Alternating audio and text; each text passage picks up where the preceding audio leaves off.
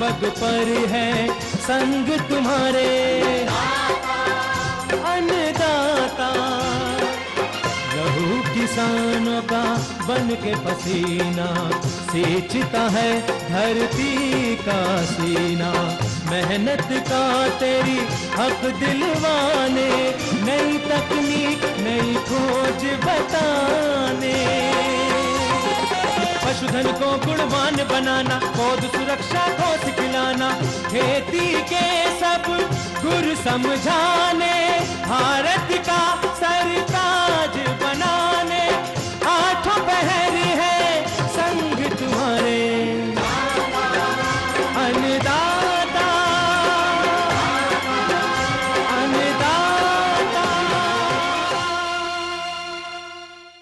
नमस्कार, मैं हूं आपके साथ रुचि और आप सभी दर्शकों का अन्नदाता कार्यक्रम में स्वागत करती हूं। हर रोज की तरह कार्यक्रम में लेकर आई हूं खेतीबाड़ी से जुड़ी हुई बहुत सी लाभकारी जानकारियां। तो चलिए सबसे पहले देखते हैं क्या है विशेष आज के कार्यक्रम में। बटेर पालन करके अच्छी आय कमा रहे सफल किसान की कहानी। गर्मियों में मधुमक्खी और मधुबक्सों की देखरेख पर जानकारी। पंतनगर कृषि विश्वविद्यालय द्वारा प्रेषित कृषि आधारित मौसम पूर्वानुमान और कृषि सलाह।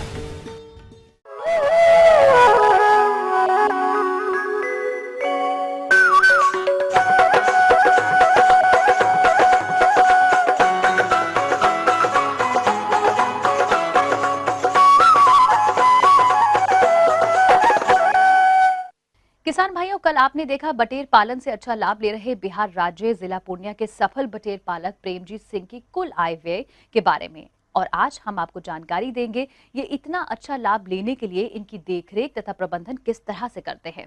तो आइए मिलते हैं उन्हीं से और जानते हैं सफल बटेर पालन के बारे में।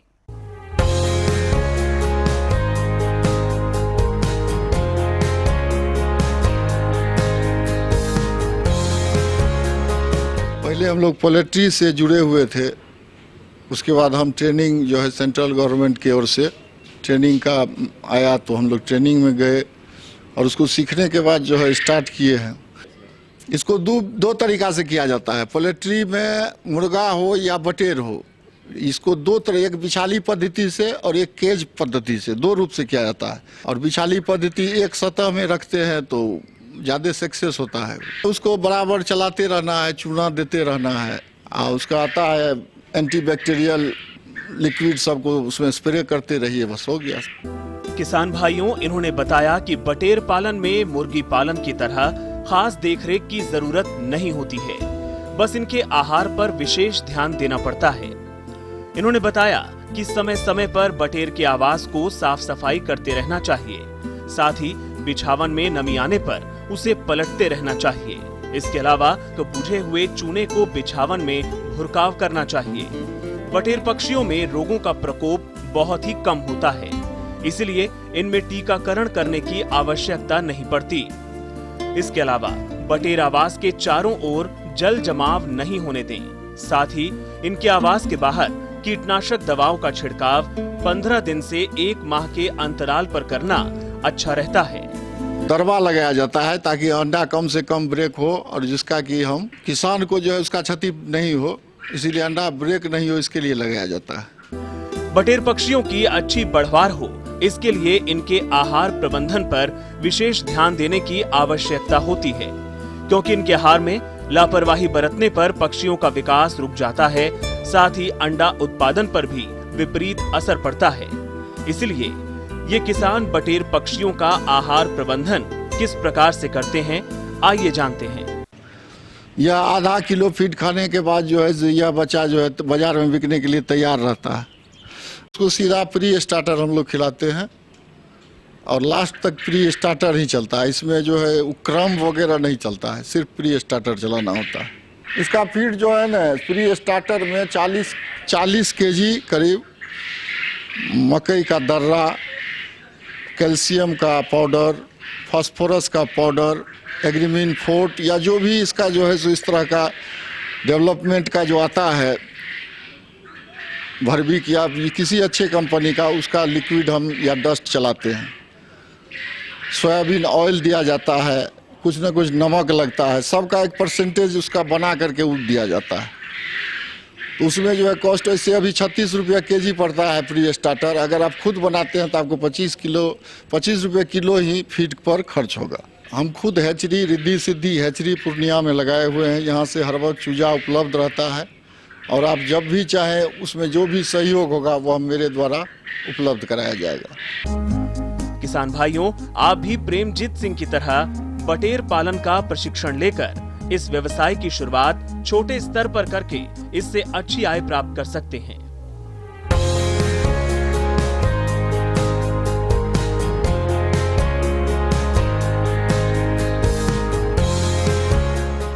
ये थी कुछ उपयोगी जानकारियां। अब लेते हैं यहाँ पर एक छोटा सा ब्रेक, जल्द लौटेंगे और कार्यक्रम में आगे है महत्वपूर्ण जानकारियां। आप बने रहिए हमारे साथ।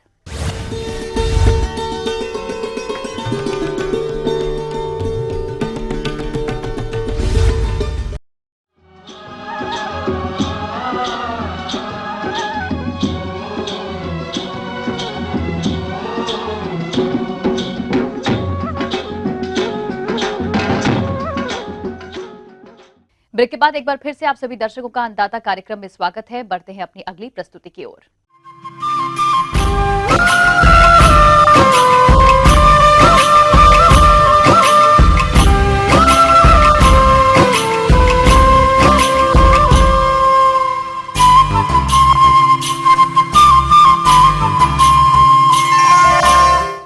हमारे प्रदेश में गर्मी के समय मधुमक्खी पालन व्यवसाय से होने वाला लाभ कम हो जाता है, क्योंकि गर्मी के समय मधुमक्खियों को पर्याप्त मात्रा में फूल नहीं मिलने के कारण भोजन नहीं मिल पाता है और इसीलिए इस मौसम में मधुमक्खियों की विशेष देखरेख की जरूरत होती है। तभी आप इस व्यवसाय को सुचारू रूप से चला सकते हैं।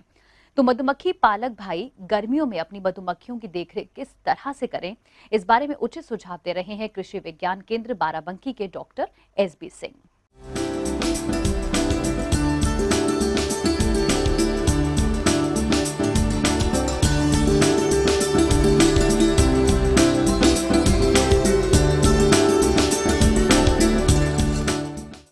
किसान भाइयों, जैसा जानते हैं कि मधुमक्खी पालन जो है हम लोग जो है व्यावसायिक रूप में कर रहे हैं और मधुमक्खियों से जो है आपको विभिन्न तरह के उत्पाद मिलते हैं, जैसे कि मधुमोम, प्रोपोलिस, पॉलन और मधुविष। जैसा कि देखने में आ रहा है, अभी गर्मी अपनी चरम सीमा पर है और इसके कुछ दिनों बाद बरसात का मौसम भी शुरू हो जाएगा। ऐसे में मधुमक्खी पालक भाई अपनी मधुमक्खियों को इसके द्वारा होने वाले कुप्रभाव से बचाने हेतु उनके बक्सों का किस तरह से प्रबंधन करें, आइए जानते हैं। किसान भाइयों, देखा जाता है कि मधुमक्खी का जो गर्मियों में और बरसात में उनको खाना नहीं मिलता है, जिसकी वजह से जो है मधुमक्खी कम क्रियाशील हो जाती हैं। इस सीजन के लिए जो है आपको सावधानी बरतनी पड़ेगी और विशेष संक्रियाएं अपनानी पड़ेंगी। किसान भाइयों, जैसा देखा जाता है कि गर्मी के सीजन में जो कि सबसे अच्छा तापमान मधुमक्खी पालन का वो 25 डिग्री के आसपास है। गर्मी में हमारे यहाँ लू चलती है और तापमान करीब 40 से ऊपर रहता है। इस दशा में मधुमक्खी का जो है वो काफ़ी नुकसान पहुँचता है उनकी कॉलोनियों को। तो जहाँ छायादार जगह हो, जहाँ तापमान 30 के आसपास हो, वहाँ पे मधुमक्खी के बॉक्सेस को रखना चाहिए और गर्म तापमान और लू से मधुमक्खी के बॉक्सेस को बचाना चाहिए। रही बात बरसात की, तो बरसात जून के आखिरी सप्ताह में जब प्रारंभ होगी तो उस समय भी जो है आपको बरसात से मधुमक्खी के बॉक्सेस को बचाने की आवश्यकता पड़ेगी, जिसके लिए आप जो है उसको छायादार जगह या मधुमक्खी के बॉक्सेस पे पॉलीथीन से कवर करके उनको बचा सकते हैं। अब बात करते हैं आहार प्रबंधन की। तो मधुमक्खी पालक भाई गर्मी और बरसात के मौसम में मधुमक्खियों से अधिक और अच्छी क्वालिटी का उत्पाद प्राप्त करने के लिए उनका किस तरह से करें आहार प्रबंधन, आइए जानते हैं। किसान भाइयों, मधुमक्खी के भोजन के लिए आपको खास ध्यान देना पड़ेगा बरसात और गर्मी के मौसम में। तो आपको क्या करना है कि सबसे अच्छा जो फूल इस समय है, जो सबसे ज़्यादा भोजन उनको दे सकता है, वो है सूरजमुखी। सूरजमुखी का फूल जो है आप लगाएंगे तो उस फूल, क्योंकि पीले रंग का होता है, जो कि बहुत ही खास रंग होता है मधुमक्खियों के लिए, मधुमक्खियाँ उस पर बहुत आकर्षित होती हैं और उसमें एक फूल पे कम से कम 10 मधुमक्खी आराम से बैठ जाती है, क्योंकि बड़े होने की वजह से वो फूल मधुमक्खी पालन के लिए बहुत ही अच्छा है। इसके अलावा जीनिया, गजेनिया जो है और कॉस्मोस पीले रंग का फूल जो है वो भी आप लगा सकते हैं। ये तीनों जो फूल की वैरायटीज़ हैं ये पीले रंग की होती हैं जो मधुमक्खी को बहुत लुभाती हैं और मधुमक्खी पालन में आपका ये फूल की किस्में जो है वो आपको फ़ायदा पहुंचा सकती हैं। इसके साथ साथ बरसात में जो होता है उस समय भी फूल की उपलब्धता कम होती है, इसलिए खाने की उपलब्धता भी कम हो जाती है। तो बरसात में भी जो है आपको फूल के लिए कुछ ऐसी प्लानिंग करनी है कि उस समय भी जो है मधुमक्खियों को फूल मिले और भोजन मिले। इसके लिए आपका पॉपुलर है, टीक का पौधा है, इसके साथ यूकलिप्टस है। ये तीनों पौधे जो है बरसात के आसपास के समय फूल आते हैं इसमें, और ये तीनों पौधे बरसात के समय मधुमक्खियों को खाना पहुंचा सकते हैं। साथ ही साथ जो है आप अलग से चीनी का घोल बनाकर मधुमक्खी के जो बॉक्सेस हैं आपके, उसमें जो है एक कटोरे में रख सकते हैं ताकि वो चीनी का घोल से अपना जो है भोजन प्राप्त कर सके। और पानी की व्यवस्था गर्मी में आपको उनके बॉक्सेस के आसपास और बॉक्सेस में भी कर सकते हैं आप, ताकि वो मधुमक्खी जो है गर्म हवा और लू से परेशान न हो और खाना की जो अभाव मिलता है, पानी का अभाव होता है इस सीज़न में, उससे जो है उनके ऊपर कोई दुष्प्रभाव न पड़े।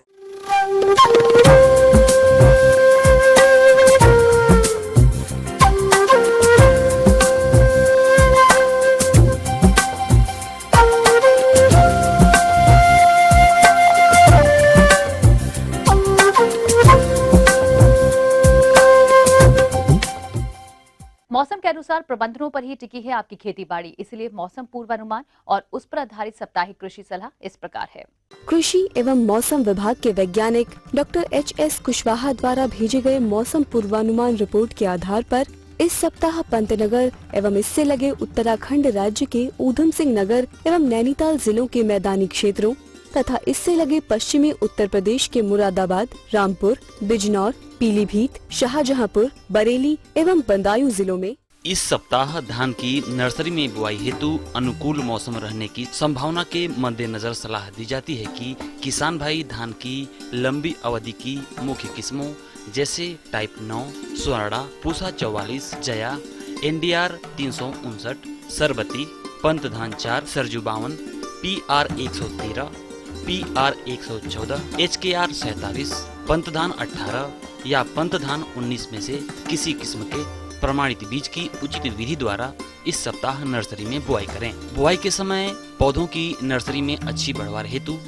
250 gram urea, 500 gram single super phosphate, 100 gram muriate of potash और 30 ग्राम जिंक सल्फेट प्रति 10 वर्ग मीटर क्यारी में डालें। जिन किसान भाइयों ने पिछले सप्ताह धान की नर्सरी डाल रखी है उसमें चिड़ियों से सुरक्षा करें तथा तेज धूप के प्रभाव से नर्सरी की सुरक्षा हेतु 2 दिनों के अंतराल पर नर्सरी में सिंचाई कर नमी बनाए रखें। यदि नर्सरी में 2 से 3 पत्तियां निकल आई हों तथा पत्तियां पीली पड़ रही हों तब यूरिया का हल्का बुरकाव करें तथा यदि पत्तियां बादामी रंग लिए हुए दिखाई दे रही हों, पौधों की बढ़वार ठीक प्रकार से नहीं हो रही हो तब नर्सरी में 5 ग्राम जिंक सल्फेट तथा 20 ग्राम यूरिया का प्रति लीटर पानी की दर से घोल बनाकर पहला छिड़काव तुरंत करें तथा इसके 10 दिनों के बाद दूसरा छिड़काव करें। ऐसा करने से नर्सरी में पौधों की तेजी से वृद्धि होगी। इसके साथ ही किसान भाई धान की अधिक पैदावार देने वाली संकर किस्मों जैसे पंत संकर धान 1, पंत संकर धान 3, नरेंद्र शंकर धान 2 आदि में से किसी प्रजाति का बीज उपलब्ध होने पर इस सप्ताह नर्सरी में बुआई करें। निचले जल भराव वाले क्षेत्रों में जल लहरी, जल प्रिया, जलमग्न या मधुकर किस्म बोएं। लेकिन ध्यान रखें कि अधिक पैदावार लेने हेतु प्रमाणित बीज का ही चुनाव करें। लेकिन यदि घर का बीज बो रहे हों तब बीज को 24 घंटे भीगा रहने के बाद पानी से बाहर निकालें। तत्पश्चात बीज को अंकुरित होने हेतु छायादार स्थान में रखकर टाट से ढक दें तथा बीज को 2 ग्राम थायरम एवं 1 ग्राम कार्बेंडाजिम प्रति किलोग्राम बीज की दर से उपचारित कर लें। टाट के ऊपर पानी का छिड़काव करते रहें। जिन खेतों में नर्सरी तैयार होने पर धान की रोपाई करनी हो उनमें यदि गोबर की सड़ी खाद या कंपोस्ट खाद उपलब्ध हो तब खेत में डालकर 2 जुताई कर दें जिससे कि खाद तथा खरपतवार मिट्टी में मिल जाए। इसके साथ ही 10-10 मीटर की दूरी पर लंबाई में मेड़बंदी कर खेतों में मेड़ बनाकर छोड़ दें। धान की फसल में संतुलित उर्वरक देने हेतु मिट्टी की जांच करवाएं। जिन खेतों की मूंग एवं उड़द की फसल की फलियां पक चुकी हैं, उनकी पकी फलियों की तुड़ाई कर भली भांति सुखाकर दाने अलग कर लें। खाली खेतों की जुताई कर मिट्टी को भुरभुरा बना लें तथा पाटा चलाकर खेत को समतल कर लें। मूंगफली, ज्वार, बाजरा, अरहर, तिल आदि की बुआई प्रारंभ करने हेतु ऐसे खेतों का चयन करें जिनकी मिट्टी बलुई दोमट से दोमट हो तथा जिनमें जल निकास की अच्छी व्यवस्था हो। बुआई हेतु मूंगफली की सीधी बढ़ने वाली एवं अधिक अवधि अर्थात 135 से 150 दिन में तैयार होने वाली मुख्य किस्मों जैसे G201, कौशल, JL24 आदि तथा गुच्छे वाली एवं कम अवधि अर्थात 110 से 120 दिन में तैयार होने वाली M13, चंद्रा, चित्रा में से अथवा किसी क्षेत्रीय प्रजाति के प्रमाणित बीज की व्यवस्था कर लें तथा बुआई के समय संतुलित पोषक तत्व देने हेतु मृदा परीक्षण करवा लें तथा उसी के अनुसार आवश्यक उर्वरकों की व्यवस्था कर लें। गन्ने की पेड़ी के खेतों में गोबर की खाद उपलब्ध होने पर 10 कुंतल प्रति एकड़ की दर से डालकर यूरिया की मात्रा कम कर दें। अन्यथा सामान्य दशा में नत्रजन देने हेतु 50 किलोग्राम यूरिया तथा 110 किलोग्राम सिंगल सुपरफॉस्फेट प्रति एकड़ की दर से पंक्तियों के बीच समान रूप से बखेर दें। संभावित शुष्क मौसम के मद्देनजर इसके 24 घंटे के बाद सिंचाई करें तथा ओट आने पर कुदाल से गुड़ाई कर दें या ट्रैक्टर चलित कल्टीवेटर चला दें, जिससे झुंडों पर मिट्टी चढ़ जाने के साथ साथ खरपतवार नियंत्रित होंगे एवं गन्ने की अच्छी बढ़वार होगी। इस सप्ताह लीची के फलों के पकने हेतु अनुकूल तापमान रहने की संभावना है, अतः लीची के फल गहरे लाल रंग के होने पर फलों की डंठल सहित सिकेटियर की सहायता से तुड़ाई कर बाजार भिजवाएं। जिन किस्मों के फल पीले पड़ने लगे हों, उन पर फलों में गूदे के आकार एवं स्वाद में वृद्धि हेतु किसान भाई पेड़ों पर सुबह के समय ठंडे पानी का छिड़काव करें, जिससे फलों को सिकुड़ने तथा क्षतिग्रस्त होने से बचाया जा सके। ऐसे मौसम में कद्दू वर्गीय सब्जी की फसलों में डाउनी मिल्ड्यू अर्थात मृदु रोमिल आश्रिता रोग लगने की संभावना है। इस रोग की पहचान हेतु किसान भाई देख लें कि रोग से प्रभावित फसल की पत्तियों की निचली सतह पर रुई के समान बैंगनी रंग के धब्बे कवक के रूप में दिखाई देते हैं, जिससे बाद में पत्तियां पीली पड़कर सूखने लगती हैं तथा अधिक प्रकोप होने पर पूरा पौधा सूख जाता है। अतः ये लक्षण दिखाई देते ही रोगी बेलों को उखाड़कर जला दें तथा कम प्रभावित फसल पर बचाव हेतु इंडोफिल M45 की 2.5 ग्राम मात्रा का प्रति लीटर पानी में घोल बनाकर छिड़काव करें। इस सप्ताह तेज धूप खिलने से तापमानों में वृद्धि संभावित है, अतः सभी प्रकार के पशुओं को दिन में छायादार स्थान में बांधें, 3 बार स्वच्छ पानी पिलाएं, अंतः एवं बाह्य परजीवियों के प्रकोप से बचाने हेतु परजीवी नाशक दवाओं को पशुओं को दें। मुर्गी पालक अंडे देने वाली मुर्गियों के चूजे किसी प्रतिष्ठित हेचरी से खरीद कर पालें, जिससे अक्टूबर माह में अंडों की बढ़ी मांग को पूरा किया जा सके। तो किसान भाइयों, यह था इस सप्ताह के मौसम का मिजाज। अगले सप्ताह मौसम की नई जानकारियों के साथ हम फिर हाजिर होंगे। आगे और भी है कुछ रोचक जानकारियां, पर यहाँ पर रुकेंगे एक और ब्रेक के लिए। जल्द हाजिर होते हैं।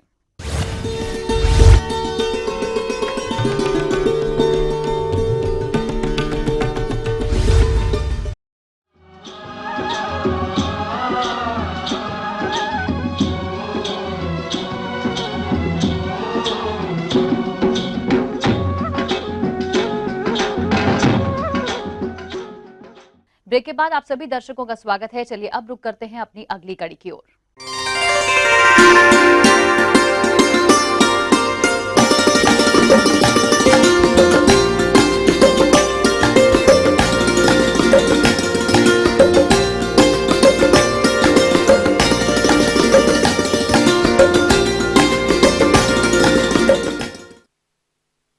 प्रदेश के बहुत से किसान भाई कई तरह की फूलों की खेती करके अच्छा लाभ प्राप्त कमा रहे हैं और इन्हीं किसानों में से आज हम आपको मिलवाने जा रहे हैं ग्राम टोक, जिला रायबरेली के प्रगतिशील किसान शहाबुद्दीन से, जो इस समय गेंदा, ग्लेडियोलस, गुलाब और नौरंग फूल की खेती करके अच्छा खासा लाभ अर्जित कर रहे हैं। तो आइए जानते हैं इनके अनुभवों को। मैं आज 20 साल से फूलों की खेती करता हूं, जिसमें ग्लैडियस, रजनीगंधा, इंग्लिश गुलाब, ये सब खेतियों में 20 साल से कर रहा हूँ। फूलों की बढ़ती मांग के कारण अधिकतर किसान फूलों की खेती से कम समय में ज्यादा आय ले रहे हैं। इन्हीं किसानों में से हैं ये किसान। जो साल भर विभिन्न तरह के फूलों की खेती करते हैं। ये इन फूलों की खेती से किस तरीके से लाभ कमाते हैं, आइए जानते हैं। ग्लैडियस में हम लगभग 50,000 कंद जो है लगाते हैं 1 बीघे खेत में, जिससे हमारा कंद जो है लगभग जो है 90 दिन में फूल तैयार हो जाता है। और ये फिर मार्केटिंग करने पर लगभग 4 रुपये 5 रुपये का एक स्टिक बिक जाता है, जिससे हमको 2-2.5 लाख रुपए 1 बीघे से हमको प्राप्त हो जाते हैं। ग्लैडियस की खेती जो मैं करता हूँ, ग्लैडियस खोद जाने के बाद मेरा जनवरी फरवरी में ग्लैडियस खोद जाता है और मैं डहलिया की भी खेती करता हूँ। ये कलकत्ते से मैं पौधा मंगाता हूँ, जो पौधे 3 रुपये लगभग 3.5 रुपये का आता है। और ये एक फूल लगभग जो है मेरा 5 रुपये से 10 रुपये मैं लखनऊ मंडी में बेचता हूँ, जिससे लगभग एक पौधे से हमारा जो है लगभग मान चलिए कि 25-30 रुपये की आमदनी एक टाइम में हो जाती है, मतलब एक शिफ्ट में हो जाती है। और ये लगभग 3 बार 4 बार मौसम के हिसाब से अपना जो है खिलता रहता है और हम उसको मार्केट में काट बेचते रहते हैं। इसके बाद मैं गुलाब की खेती करते हैं, जो मेरे पास सुपर गुलाब है लाल वाला। इसकी जो है मार्केटिंग में लखनऊ में बेचता हूँ। उसके बाद अगर यहाँ कुछ मंडी डाउन होती है तो मैं दिल्ली भेज देता हूँ, जिससे काफ़ी मेरी आमदनी होती है और मेरे बच्चों की पढ़ाई लिखाई होती है। आज 20 साल से मैं इस खेती में जुड़ा हुआ हूँ। लगभग गुलाब से 1 बीघे खेत में लगभग 1.5-2 लाख रुपए की आमदनी मुझे हो जाती है। हमारी सब्जी की खेती भी नंबर 1 की होती है। इस समय मेरे खेत में तोरई, लौकी, कद्दू और टमाटर की खेती करता हूँ, जिससे हमारी काफ़ी आमदनी हुआ करती है। जिस खेत में मैं इस समय खड़ा हुआ हूँ वो मेरा जो है नौरंग है। नौरंग की खेती नंबर 1 की होती है, जो इस समय मार्केट में 50 से 60 रुपये किलो बिक जाती है, जिससे 1 बीघे खेत में मान के लिए कि लगभग 70 से 80 हज़ार रुपये इससे भी प्राप्त हो जाते हैं। और मैं गेंदे की भी खेती करवाता हूँ। गेंदे से मान चलिए इस साल गेंदा 150 रुपये केजी कम से कम बिक चुका है, जिससे हमने 1 बीघे से लगभग 1 लाख रुपये हमने कमाया। किसान भाइयों, यदि आप बड़े शहरों के आसपास रहने वाले हैं तो अन्य फसलों के साथ ही फूलों की भी खेती जरूर करें, क्योंकि शहरों में फूलों की ज्यादा मांग होने के चलते फूलों की कीमत भी काफी अच्छी मिलती है।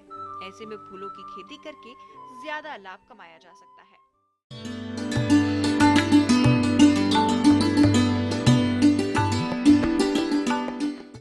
अन्नदाता हेल्पलाइन निशुल्क फोन संपर्क सेवा के माध्यम से आपके द्वारा पूछे गए कृषि से जुड़े प्रश्नों में से 1 या 2 महत्वपूर्ण प्रश्न को हम अपने कार्यक्रम में शामिल करते हैं और इसी के तहत आज का चयनित प्रश्न और उसका जवाब इस प्रकार है। अन्नदाता निशुल्क फोन संपर्क सेवा के माध्यम से पूछे गए प्रश्नों में से आज हमने जिस प्रश्न को कार्यक्रम में शामिल किया है उसे पूछा है रणवीरपुर जिला महू के कृषक देवेंद्र प्रताप सिंह ने। यह लीची की तुड़ाई करते समय ध्यान देने योग्य पहलुओं के बारे में जानकारी चाहते हैं। तो देवेंद्र प्रताप सिंह जी, आपकी जानकारी हेतु प्रस्तुत है कार्यक्रम का यह अंश। आज आपको हम बताएंगे कि फलों की तुड़ाई कैसे की जाए पकने के बाद। तो सबसे पहला पॉइंट तो यह है कि फल कब तोड़े जाएं। जैसे आप देख रहे हैं कि कच्चे फल लगे हैं, मई के अंत से लेके जून के अंत तक इन फलों की तुड़ाई की जाती है। सबसे पहले बात करते हैं लीची के फलों की तुड़ाई के समय की। तो हमारे बागबान भाइयों को लीची के फलों की तुड़ाई से पहले उसकी परिपक्वता अवस्था के बारे में पूर्ण जानकारी होना बहुत ही जरूरी है, क्योंकि अगर बागबान भाई फलों की पूर्ण परिपक्वता से पहले ही उसकी तुड़ाई कर देते हैं तो उन्हें अच्छी क्वालिटी के फलों की प्राप्ति नहीं होती। इसीलिए हमारे बागबान भाई अपने लीची के फलों की तुड़ाई कब करें, आइए जानते हैं। तो फलों की तुड़ाई करने के लिए सबसे पहले हम बाहर का जो उसका हिस्सा है, जो छाल है, उसका रंग देखते हैं कि किस रंग का है। तो जब इसका ये बाहर का छिलक गहरे लाल रंग का हो जाए तब हम इसकी तुड़ाई करनी चाहिए। इसके अलावा और भी चीज़ देखते हैं, इसके अंदर का भाग हल्का गहरा लाल होना चाहिए। इसके अलावा फल का जो वेट है 25 ग्राम के आसपास होना चाहिए फल का, और उसका अपेक्षित घनत्व 1 से लेके 1.02 तक हो जाना चाहिए। और जब फल खाएं तो उसमें मिठास आना चाहिए, अर्थात उसमें शर्करा की मात्रा 12 से लेके 16% होनी चाहिए और अम्लता 0.55 हो जानी चाहिए। तो हमें समझना चाहिए कि फल हमारा लगभग पकने को तैयार है। और जो फल की अवधि है कि कितनी अवधि में फल हमारा पकता है तोड़ने के लिए, तो इसमें 50 से लेके 60 दिन लगते हैं। तो वो ड्यूरेशन भी आपको काउंट करना है कि फल को हमारे 50 से 60 दिन हुए हैं नहीं, अब 50 से 60 दिन या 70 दिन तक हमें उसको टाइम देना चाहिए। अब बात आती है लीची के फलों की तुड़ाई के समय ध्यान देने योग्य बातों की। तो बागबान भाई लीची के फलों का अच्छा बाजार भाव प्राप्त करने के लिए फलों की तुड़ाई किस तरह से करें, आइए जानते हैं। पहले तो ये बात है कि फल को सुबह या शाम तोड़ना चाहिए। सुबह शाम हम इसलिए तोड़ते हैं फलों को कि उस टाइम गर्मी कम होती है। गर्मी कम होती है तो वाटर का लॉस कम होता है और वेट का लॉस भी कम होता है, इसलिए सुबह शाम फल तोड़ने चाहिए। धूप के टाइम हमें कभी भी फल नहीं तोड़ना चाहिए। फल तोड़ते समय हमें ये भी ध्यान रखना चाहिए कि जब भी हम फल तोड़ें तो लगभग गुच्छे की साथ में 40 से 50 सेंटीमीटर तक डंडी पीछे की साइड, पेड़ की साइड, तने की साइड में ले जाके सिकेटियर से अच्छी प्रकार से काटे और पत्तियों सहित। और गुच्छों को तोड़ने के उपरांत उनको कहीं जहाँ ठंडी जगह हो, पेड़ के नीचे या जहाँ भी आपने फल रखते हो वहाँ पे रखें और रखने के बाद उनको अच्छी तरीके से गीले कपड़े या पत्तियों से ढक दें और 3-4 घंटे तक उनको ढके रहना चाहिए, जिससे कि जो फील्ड की गर्मी है वो उसमें से, फलों में से निकल जाए। निकलने के बाद हम इनके गुच्छे, कुछ पत्तियां कम करते हैं और डंडियों सहित इसको हम पैक करते हैं।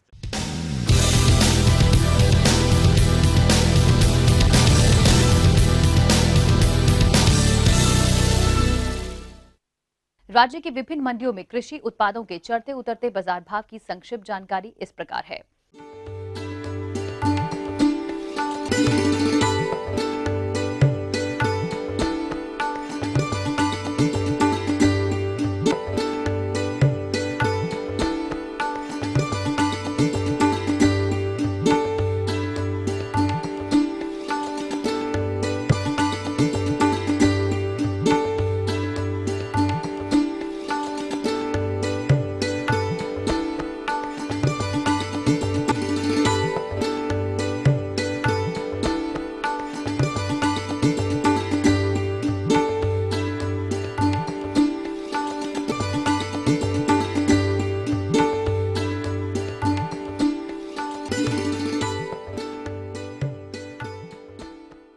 हम ये उम्मीद करते हैं कि आज का कार्यक्रम आप सभी दर्शकों के लिए उपयोगी रहा होगा। किसान भाइयों, अन्नदाता आपकी सेवा के लिए संकल्परत है। कृषि संबंधित समस्या एवं सुझावों के लिए आप हमें इस पते पर संपर्क कर सकते हैं। प्रोड्यूसर अन्नदाता, ETV Uttar Pradesh, Uttarakhand, Ramoji film city, Hyderabad 501512। साथ ही साथ आप हमें ईमेल भी कर सकते हैं। हमारा ईमेल एड्रेस है annadata.up@etv.co.in। इसके अतिरिक्त आप हमें निःशुल्क हेल्पलाइन नंबर 1800-10845999 पर सोमवार से शनिवार सुबह 10 से शाम 4 बजे के बीच संपर्क कर सकते हैं। अब आइए देखते हैं कल दिखाए जाने वाले कार्यक्रम की मुख्य झलकियां। पॉली हाउस की निर्माण तकनीक और इस पर मिलने वाला अनुदान,